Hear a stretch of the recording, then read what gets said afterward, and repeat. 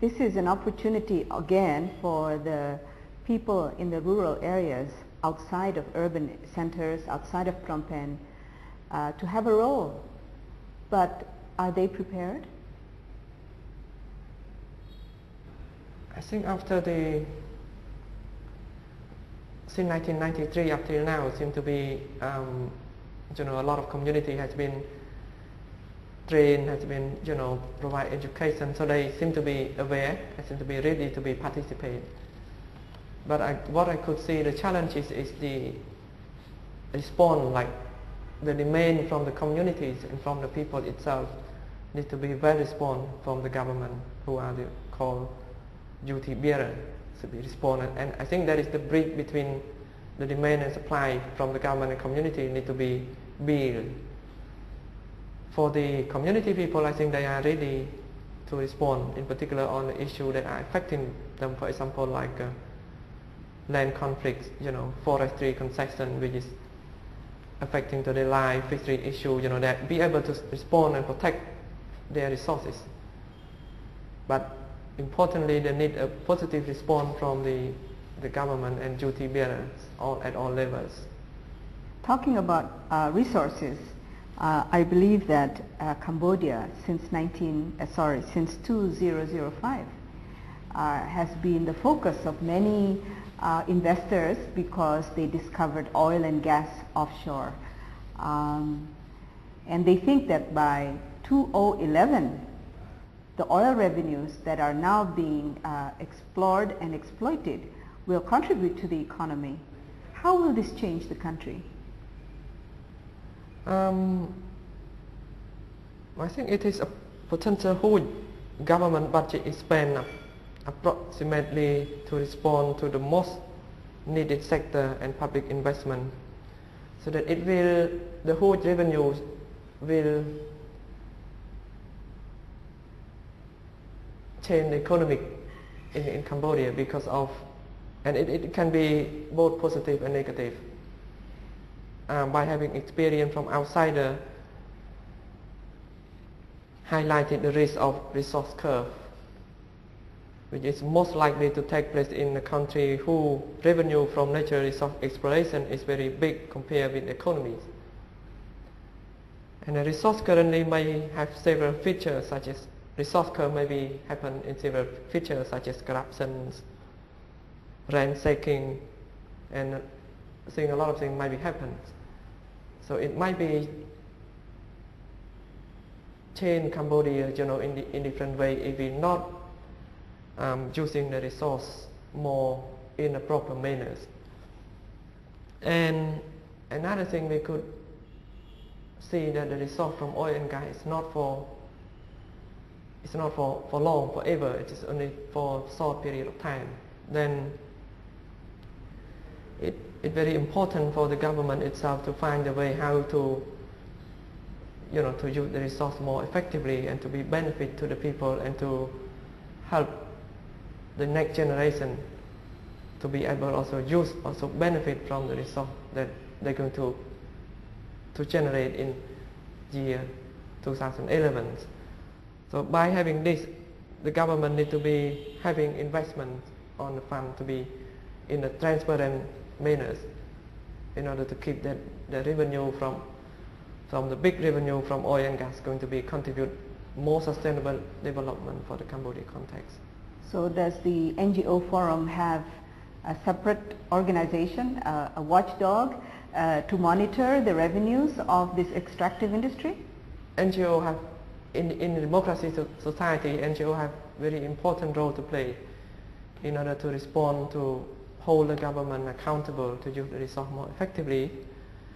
As a result of this, we have set up 5 local NGO have set up called COOT, Cambodia Resource Revenue Transparencies.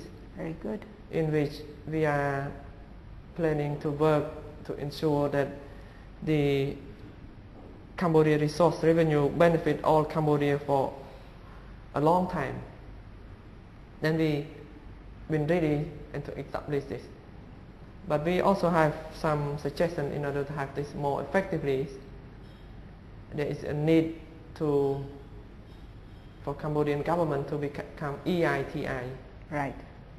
And in order to be able to produce the revenue and expenditures where we could easily see and transparent to all Cambodian people. So the purpose of the group is, the coalition is to ensure that the benefit are equitably used and sustainable use for the Cambodian people. Now, with the oil and the gas, this extractive industry, it will make Cambodia richer, won't it? And so, do you think that it will reduce Cambodia's dependency on foreign donors where development is concerned? I think it will. When the Cambodian get more enough money, it will definitely reduce Cambodia's dependency on the financial resource of the foreign donors. And I think that a number of donors may even divert resource away from Cambodia to other countries that maybe they are poorer. So we will see a reduction in poverty and the foreign donors leaving Cambodia for other countries. That's what you're saying. I think it's going to be in that trend. Direction. Because why we need to be dependent on donors when the government have already their own monies. But dependency, it doesn't mean that 100% dependence, but we don't know how much level of independency. It's up to the Cambodian government itself to decide how much money or how many donors they need to be receiving the funding. So what I'm saying is only my perceptions. Away from the economy for a while, and let's talk about Cambodia as a member of ASEAN. It's a relatively new member of ASEAN. What do you think are the benefits of being a member of this regional organization? I think it is good for Cambodia. Cambodian government have been try hard to be integrate economic into the regions, in which one of the member of ASEAN, and like Cambodia also become a member of WTO. It has some benefit, for example, like benefit contribute to economic development and social stability. But for NGO perspective, we do not know much, what has been going on in terms of engagement and benefit from ASEAN, where we are not really much focusing on that. It has some different NGO who are working on, what is the benefit to become member of ASEAN, what is not. But for civil society, feel like we see the positive. But for me, I'm not really sure, what is the real positive has been made for Cambodia. You mean there hasn't been cooperative programs between NGOs in Cambodia and other ASEAN countries? ASEAN, in terms of NGO work, I'm not really be much aware of this. But in terms of country in Asia, cooperation for NGO, I think we have done a very good cooperation. We have different regional NGO in different countries. We have strong cooperation together to share experience, exchange experience.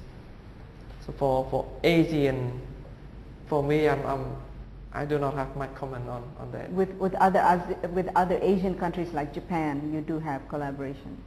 For NGO, we did have a collaboration with Asian countries, like I mentioned earlier. For example, like Japan, Thailand, Philippines, and other NGOs seem to be fine for the NGO community to be collaborate to each other, and then for sharing information, for generating support on advocacy, so that we seem to be strong in terms of united among the NGO communities. But for the government level, maybe difficult for me to comment further.